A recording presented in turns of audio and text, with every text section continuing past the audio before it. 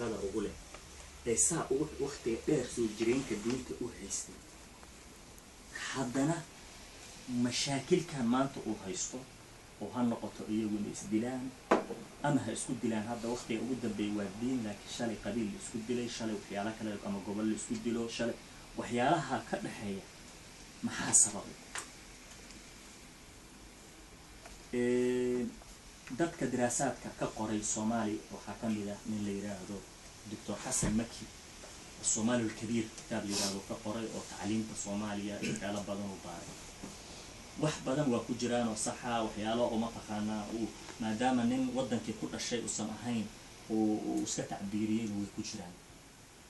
si walbaba ha ahaatee ninka Suudaaniga ah uu dadaalay laakiin dhinacyo tilmaamay Soomaalida iyo ruuxda ay ku nooshahay say u fakarayaan wax uu ka tilmaamay أنا أقول حالات هاي اللي باهين إن عند سوقي يعني ما أنت هذا أوروبا ولا يني صوماليا ولا جوكا أوروبا مركي ليني مساجد السدة يا واحد كستابة هرمود وحكا ذاتي صومالي ده هرمود كا حجاب كا يا مركا لا أركب هرمود وحكا صومالي ده حتى لقصوا النقلية الشيخ راشد الغنوشي لندن سووا الجوجو مصيبة قوم عند قوم فوائد وحلوين